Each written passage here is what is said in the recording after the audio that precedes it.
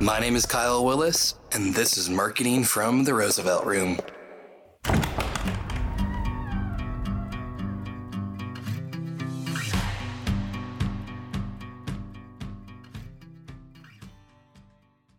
Welcome to a new episode of Marketing from the Roosevelt Room. We are carrying on our series of The Complete Entrepreneur, and I'm really excited to get into this episode with our guest, Malorie Nicole, who is a friend, a coach of mine, a asset, ally. Malorie, there's a lot of terms I can use to describe how I've enjoyed learning from you, working alongside you. And as we get into this topic of mindset today, what I love about it is that it's not something where you're on a soapbox preaching all the mantras that you hear from quote unquote mindset gurus or coaches. It just comes out of your natural personality and natural disposition that when people are around you, they start to see and feel that sense of something needs to change, and this is a person who can take me from A to B or A to Z. So Malorie, I'm excited to dig in today. I'm excited to learn with you today how the complete entrepreneur can bring mindset into their toolkit as an entrepreneur. Thank you, Kyle. That was such a warm welcome. I really appreciate that. I love it. Absolutely. Well, hey, Mal, it's because I think that there comes that aspect when there's real relationship in the experience of being able to work together, that it's not fluff. I'm not here reading some bio that I don't know if is to be true. I've experienced it and witnessed it firsthand. And as an entrepreneur, I'll if you listen to nothing more than this moment right here, my selfish pitch for Malorie today is, as a coach, she's been able to help me bring some areas of roadblocks in my mindset to help scale my business as an entrepreneur. So as we dig into that today, I'm sure some of my questions will be coming out of my own experience with you that I want our listeners to feel like they can get a glimpse into what's possible for them as well. Love it. Love it. I'm glad to be here. Well, let me start off. I always love beginning with the origin story. And, it's not everyone who wakes up one day and says, I want to go work for myself. I'm tired of working for the man, or I don't know what I want to do. What's it like to start my own business? I love hearing, as from one entrepreneur to another, what was your journey like? What was your origin as an entrepreneur to say, this is the route I want to go? Yes. My origin story started with health. In 2014, I hit some really large roadblocks in my health, and I didn't have any answers to what was going on. I didn't know where this health chaos was coming from. So I had a lot of symptoms that I all of a sudden was struggling with that were kind of showing up out of nowhere. It's kind of like I woke up one morning and felt like I had the flu, and it didn't go away for like 3 months. Wow. And I was in and out of the doctor, and the only thing they could really tell me from blood work was that my liver enzymes were super, super high. And other than that, they didn't really know what was going on. And I'm not going to lie, I was kind of scared at that time because I felt like I didn't have any answers. And the people that were, quote unquote, supposed to have the answers also didn't know what was going on. And I wasn't really sure where I was headed from there because the symptoms were not getting any better. They were just getting worse. And to make kind of that story real as short as possible, I started exploring health and wellness on my own in my own time. I started Googling, I started reading, and I realized and came to understand that my body had changed and that I had some food intolerances that I had developed. Food intolerances don't show up the same way allergies do. So when I was going to the doctor, they weren't able to tell me this.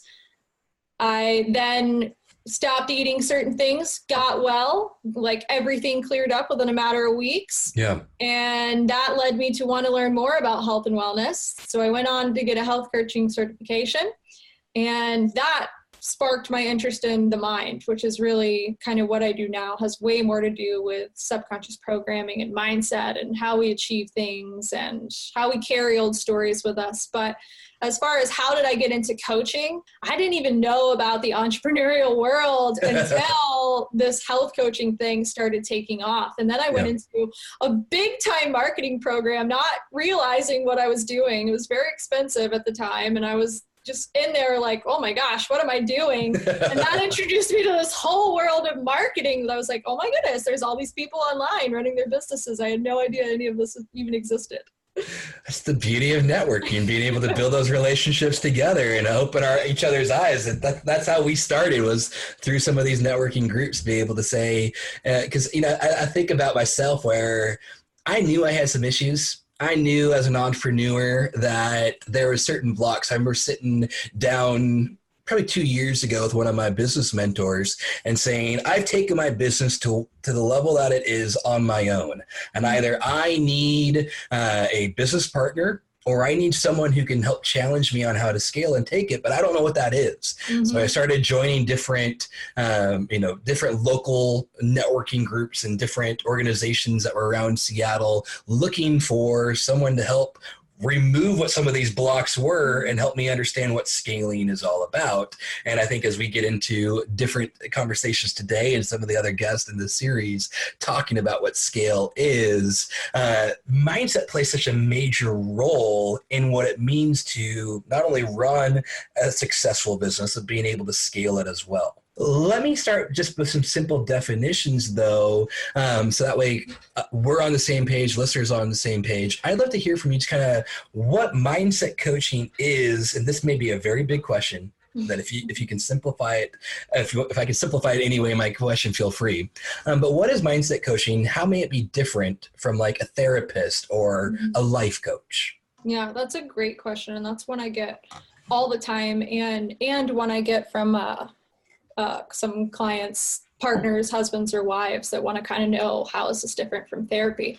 So mindset coaching, and it's funny because I don't even know if I consider myself a mindset coach. I do what I do, but I'm not even sure sometimes. I'm like, I guess I'm a mindset coach. Coaching and mindset in itself and how it differs from therapy is in therapy, it's really just about how you're feeling and how you're, overcoming or dealing with certain emotions. And they both play a very important role in our lives, right? Therapy can be really, really great for certain things in your life. Mindset coaching, and what I do is I really look at what are the stories you're telling yourself about how you're perceiving the world? And how has your subconscious programming played a part today in the decision-making process that you're in, how far you allow yourself to go, your communication with your team members, your clients, whoever it may be, and if you're allowing yourself to live your full potential, and if there's roadblocks in the way. Usually there are roadblocks in the way. And the mindset in itself is just about how you're experiencing something. You could have two different people experiencing the same exact thing. One person experiences it in a very different way than the other person experiences it. And that's just because of what their subconscious programming is telling them. And all of that is where we kind of get to play in the mindset world. And in therapy, there's actually some laws that you're really not allowed to go there, and you're not allowed to ask certain questions, and you're not allowed to dig in certain places to kind of explore that. It's just about the here and the now. Yeah. But the mindset approach that I take is to really uncover a lot of that stuff so that the roadblocks will go away. And it's not that your life is going to be perfect and that 100% of your stress is going to dissolve, but you inherently will become somebody that lives in this potential that maybe you've seen for a long time and you want to get to. Yeah. I like that, especially that aspect of one situation, two people approach it completely differently. And that I think that's something that I've noticed in my own life of how I view things completely changes the way I run my business, the way I am in my family. And I may look at something as the mountain where someone else sees it as the molehill, but it's all that, as you're saying, that aspect of what has happened to us in life, it plays that role, plays the significant impact of how we interpret what's happening around us. You just hit the nail on the head right there. because so many people think, oh, this happened to me, so it must mean I act this way. But how we interpret it is where the crust of in that is, and how we're able to shift it so radically and change so quickly. Let's dig into that then, because that's something where me being able to speak to that, I give credit to you in helping me learn some of those aspects and how I view conversations, view situations around me, of how do I respond to this rather than react. When you're talking to entrepreneurs or working directly with them, think of the complete entrepreneurs we're building this series around, of building that toolkit, building that mindset in the entrepreneur of how to run a successful business, how to be a great boss if they have a team, how to serve their clients in excellence in what they do. In your conversations with entrepreneurs, from super successful to just getting started, whatever level they might be, are there certain issues, roadblocks that you see pop up as kind of more common situations or mindset barriers that you have to kind of break through more often than others? Yeah, there are. I think self-sabotage is one of the biggest ones that entrepreneurs experience, but even self-sabotage in itself, that can be a multitude of ways depending on, what type of person we're talking about and what's in their programming. Sure. Perfection is a huge one. I see so many people just really, really struggling in the hamster wheel of perfection. Yeah. Living in an online world, people are seeing these numbers go out all the time. They're seeing other people sharing their results and their wins. And perfection is something that I think a lot of people, they get on Facebook because they're actually addicted to wanting to be able to see that story play out in their minds of that they're not worthy enough, or that they're not good enough, or whatever it is. So they see all this stuff, and then that solidifies the story in their minds, and they get caught in the comparison game. Yeah. So perfection's a huge one. Another one is avoidance. I see a lot of people just totally avoiding things. And that's like one of the key things that I help people, if I'm having like that first conversation with someone, if maybe they want to know more about mindset coaching, but they're not really sure if it's for them, avoidance is a really great place to start. I have some clients that they don't do it anymore, thankfully, but when we just started working together, they're making $200,000, $300,000 a year, but they won't look at their money.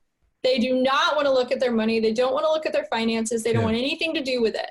Well, there's a reason, that doesn't just happen just because. That happens because of the way they're experiencing their relationship with money, the way that they're perceiving themselves in this place in their business and in their life. It's not just a coincidence that they don't like looking at money. There's a reason they're avoiding it. So avoidance patterns are really important. Other things that people avoid are conflict. A lot of people, avoid quote unquote conflict in certain cases. They don't want to have tough conversations. They don't want to have, they don't want to make people feel a certain type of way. They don't want to let somebody go, or they don't want to have that hard conversation with the contract that isn't, going so great. And the third one, probably in this avoidance pattern, is action. I don't want to go do the Facebook Live. I don't want to start the podcast. I don't want to raise my prices. I don't want to do this. I don't want to do that. So avoidance is a really key place to uncover what's actually in there, because you're not just avoiding this just because. Yeah.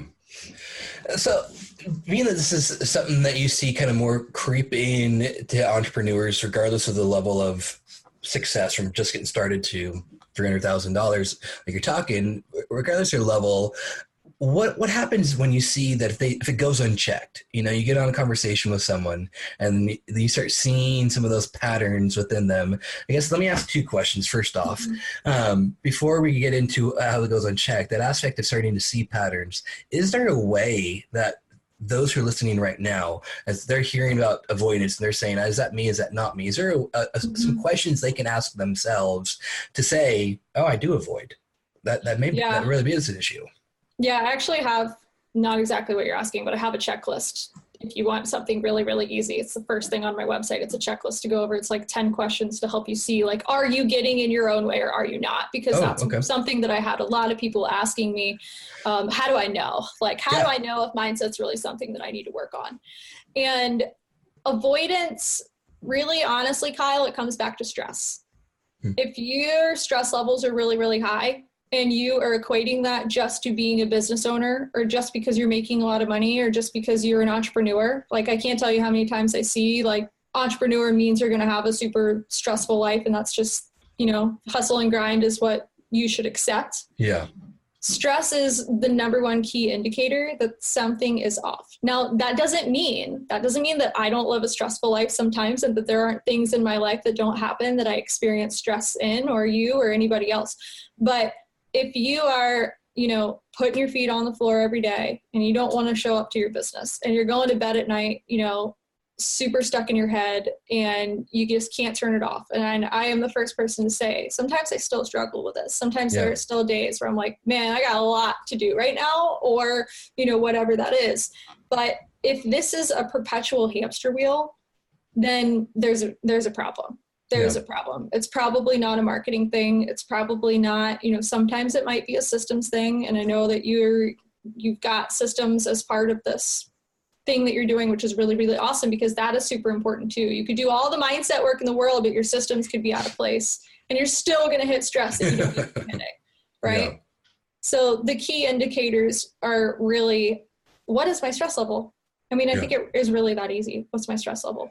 That's huge, because I think of my own life, and what brought us together was being first raise my hand and say, look, I'm stuck on that hamster wheel. I'm stressed out, feeling like I take one step forward and two steps back, and something needs to change. And I think I know in my own life, it's been a balance of both systems and mindset. Mm-hmm. But I like how you distinguish the aspect of stress being a limiting factor for the entrepreneur, where stress does not equate to you're not saying that hustle and grind is a bad thing. We hear from entrepreneurs, and Gary Vee's preached the hustle attitude for so long, but it's that aspect of what are we hustling for, and how are we hustling? And I love, if there's anything that you have to say about that from an entrepreneur's perspective, the balance between a proper amount of hustle and grind to not letting yourself burn out, where that stress is affecting how you go to bed, how you are present in your family, with your friends, with your significant other. Is there some check and balance of all right, am I okay to put in 12-hour days, so that's what I have to be doing right now, but I'm not bringing that stress home, or other aspects of my life? I think it's about the intention behind why you're doing what you're doing. And I kind of like to talk about goals and intentions as being two different things. So a goal is like, how much money do you want to make? Well, I want to make $50,000 next month. Okay, well, what is your intention behind that? Who do you have to become to make $50,000 next month? Yeah. Like, what does that require of you? What does that look like? What do you have to believe about yourself in order for that to happen? Yeah. What kind of offers would you have to put out? What kind of proposals would you have to put out? And really getting into the deeper layers of why you're doing it, versus I want to make $50,000 next month. Oh my God, I am not worthy unless I make $50,000 next month. And then you're sitting in front of your computer for 15 hours a day, and you're writing as many posts as you can, and you're trying to talk to as many people as you can. And then you go home and you're hanging out with your wife and kids, and you're only thinking about, oh my God, I got to make $50,000 next month. Yeah. Right. And it's kind of, those stories that who we decide we are, and those stories, that lens that we see the world through, will decide which route you're going to take. And it's not about, sometimes people ask me, doing things with ease, because I like to talk about doing things with ease and finding that flow in your business. This doesn't mean, this doesn't mean not working. You know me. We've spent a lot of time together in person. This does not mean that you don't work. This does not mean that I just sit around every day and sit in a meditative state and wait for clients to show up at my doorstep. It still takes effort. It still takes action. But what's the energy behind the action that you're taking? Yeah. I like that. And the intention, the reality behind that, because I think that's something I've had to bring into my process. And I've told you the story with my own wife telling me, look, I ain't going to go on vacation with you again if you can't take a vacation from your business. And last year, trying to take my family to Hawaii, and as beautiful as the place was, I couldn't get out of my business and the things I had to do. And it was both a mindset and a systems issue, but the mindset being so significantly impacted my family. She's like, ain't going to go vacation with you again until we got that figured out. And I don't know if I've told you yet, but we got vacations, 4 vacations. Nice. Yeah, we got 4 vacations planned between now and November. 4? Oh my goodness. We haven't February. talked in like 3 Yeah. weeks. That's so awesome. Yeah, my kid's not listening to this, so she doesn't know that we're gonna. She's not home right now. We got a surprise trip to San Diego and Disneyland, and wife awesome. and we're going to Hawaii in February. So, but it's been that deal. Well, it's kind of bringing some restoration back to the mindset issues I had last year. I love it. To say we're at a place now that I think we can make that possible. But I think, let me do this.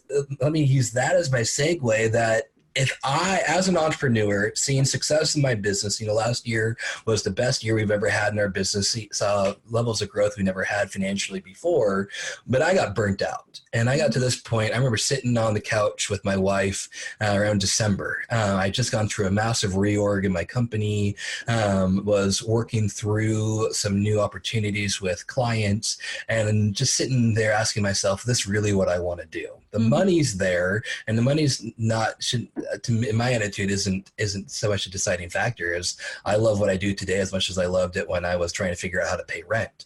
Right. But that deal of, yes, there are aspects that money's a factor, money's a signal for you. But the question being for you is, I hit that point in December last year, asking myself, how do I get off the hamster wheel? How do I make some change? And as an entrepreneur, I couldn't do that myself. I couldn't work through, for me, as you talked about, some of those roadblocks, some of those signals that something's off, and perfection was certainly one of them. There was major levels of avoidance for me, avoidance with team members, avoidance with clients, avoidance with myself, and avoidance with making offers, a variety of areas that I knew I needed change, but I knew I couldn't do it on myself because I didn't know what that looked like. And I had to raise my hand and say, hey, look, this is something someone's got to help me on. And that's where a recommendation came to get to know you. But as a complete entrepreneur, I'm a firm believer that the toolkit we're talking about in this series, there isn't one person who just has it all themselves. And, the beauty of, you talked about, your journey into networking, or journey into mindset and coaching was through some relationships and through some networking that we can only scale to the level that we have the knowledge and skill sets that others help equip us with, much less we grow on our own. So as an entrepreneur who's saying, all right, I'm in that place that I know I got some of those avoidance issues, some perfection. What is the self-sabotage? Because I think that's me too. How does someone know, what's the process look like, the journey look like to be able to say, okay, I can't do this on my own. I need to talk to someone, either from clients who connect with you or what you'd say for your industry. How does an entrepreneur get help with their mindset? Yeah, I think the biggest thing to look at is, do you feel like you're trying to outwork your problem? I noticed that for me personally, that is right before people hire me, that's kind of the dialogue that they have with themselves. Now, for other mindset coaches, that might be a little bit different because I work with people that are more overwhelmed in what they've already established. Some other people work with people in just trying to start them off and get them going. Sure. There's different types of mindset coaches do different things. But traditionally speaking, most of my clients are dealing with stress and overwhelm. So for people that are in that place, the biggest thing they try to do, of course, because they're entrepreneurs and they want to create and fix things, right? We all have that in us, is they try to outwork the problem. They try to outwork the stress. They try to outwork the scarcity. They try to outwork, whatever the barrier is. I'm just going to keep doing this, thinking that this is going to go away. When it just really doesn't, because until we do the subconscious programming, we're going to keep recreating those stories over and over again. And to give just a little bit of science on this, the stories that we tell ourselves, we actually hold that emotion in certain parts of our body. And there's newfound science on this. And this goes all the way back to before Christ times. This has been around for centuries at this point, this science of emotion and how we experience it. Yeah.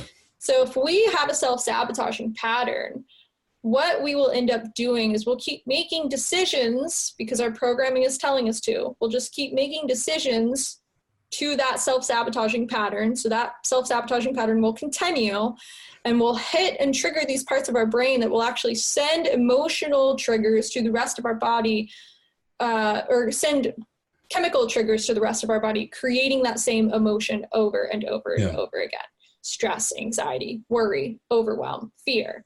So starting with your mind and starting up in the subconscious and recreating what those stories are actually helps send your entire body a different set of chemicals and a different set of pathways so that your chemical response becomes different after these patterns go away. Wow. It's really, really interesting. So a lot of times we think it's just mindset work, and that's why I'm hesitant sometimes. You know, I don't want to explain all this to somebody that I'm first talking to for 5 minutes, right? But sure, it's mindset coaching, but really it's whole body coaching, because if you think about when you feel stressed, you feel it somewhere in your body. Maybe you feel it in your chest. Maybe it tightens up. Maybe you feel it in your stomach. Maybe it gets queasy and you get a little, you feel the fear. You know, you feel things in your body, and that's because of what's going on in your mind. It's a total relationship there. So if you are somebody that is experiencing these things, just ask for help. You know, go have that first conversation with somebody. Go send the email. Get yourself on the call. You know, one of the hardest things I think about asking for mindset help is people make it mean that there's something wrong with them when there isn't. It just means that you don't want to experience things the way that you've been experiencing them up until this point, and you see another version of yourself that you are ready to step into. And there's somebody for everybody. You know, there's somebody for you that can hold that space. I love it. Malorie, I think you've given us a lot here, and as a kind of encapsulating our conversation today is that aspect of entrepreneurs. We as entrepreneurs, we all have that kind of, I call it my spidey sense. I know when something feels off. I know when something around me doesn't feel like it's flowing. And that feeling of something needs to change in order for me to get rid of that feeling and move forward with joy, move forward with peace. And I think a lot of it is what you're talking about is the mindset, but we just ended with that aspect of what affects our whole body. Mm-hmm. So when you talk then about, you know, raising your hand, getting on that conversation, I know you said that there's different types of mindset coaches and not one size fits all, but for those listening and say, hey, I just want to get to know you, Malorie, and see if what you offer would be the right fit for me as an entrepreneur, what's the best way they can reach out to you, get that conversation going, and find out if it's not you, who else they should talk to? Yeah, absolutely. And I've got a handful of people that I send other people to if it doesn't feel like a good fit for me. So feel free to always reach out, and I'm more than happy to help. The first place you can find me is the easiest way to get to it is to actually go to abundantlyclearpodcast.com, and that will take you to my website. There's an email address, contact form if you want to book a call. Yeah. And then you can also find my podcast if you just want to hear a little bit more about this. Maybe you want to learn a little bit more about mindset.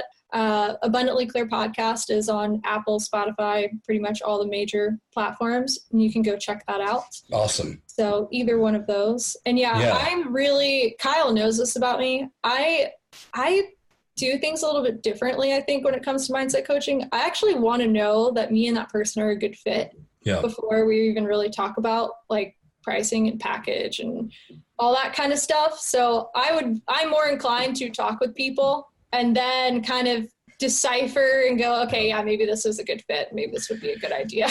In the spirit of full disclosure, I'm a client of Malorie. So you have, anyone who's considering her has my vote of approval. One of the things I loved about you, Malorie, and I've told you this before, but for the sake of our listeners, is that you weren't the first mindset coach I ever talked to. You weren't the first one that I got on the phone with, weren't the first one that I considered hiring, but you've been the only one that I've hired. And in those that I've talked to, it felt much more like a sales conversation. It felt much more like I was getting to be part of some program, where in our relationship, first off, I got on the call and there was no, here's what I offer, here's my program, here's my system for the low payment of X amount of dollars. It was, no, let's just talk about life. And I had to share real problems, and you provided real solutions. And then I was like, cool, man, great to know you. Hope you have a great rest of your day. And I was like, wait a minute, where's the pitch? And there wasn't one, because I got burned by one of those pitches in the past. And without you even knowing that, you're like, I ain't going to be that person. And so, You're saying that. absolutely. Sometimes I'll get on the phone with people and I'll really just talk to them and be like, you know what? They don't need my help. You know what would be awful if I said that they did and I had to talk to them for the next numerous months pretending like I was helping them with something, Like sometimes it's just not a good fit and that's okay. And I would much rather just have like a natural relationship get to that point than scare somebody into the fact that they need mindset coaching. Absolutely. And I think as you alluded to there, as a follow-up aspect of people who are hesitant to take action right away, it's one of those signs they need a mindset coach. But in your avoidance, go check out Malorie's podcast at abundantlyclearpodcast.com. While you're there, I encourage you, make that call. As an entrepreneur, we can't do this alone. I think one of my friends has always said, an entrepreneur alone is an entrepreneur. It's going to fail. And that aspect of being able to work together in this and have someone that you could rub shoulders with, learn from each other, grow together. Malorie, you've been an entrepreneur who has helped me in my journey. I'm so grateful for your time today. I'm so grateful for you sharing some insights of how an entrepreneur can bring mindset into their toolkit. Thank you for being here. Thank you so much for having me. And I love that you're doing this, and I love that you're hitting all areas because they really are so important. When you gave me the lowdown on who's in this thing that you're doing, I was like, oh man, I've worked with some of their clients and they've worked with some of my clients and I've worked with that person. And it really goes to show there's so many different moving parts of being a successful entrepreneur and running a business, and being open to all of it is just the absolute best way to approach it. Absolutely. Well, thank you so much. It's been a privilege having you with us here today. Thank you so much. Hey, I want to thank you so much for listening to this episode of Marketing from the Roosevelt Room. If you heard something today that you would like to follow up on and be able to connect with us, connect with our guest, we will have their contact information as well as any links to resources they talked about from Facebook groups, their website, any type of offers that they gave on our website at mfrrpodcast.com. Once again, that is mfrrpodcast.com. Join us there. I'd love to keep the conversation going, and you'll be able to get all of our show notes as well as links that the guests spoke about, so that way we can really serve you. Really do appreciate you spending time with us today in this episode. Hope you have a great rest of your day.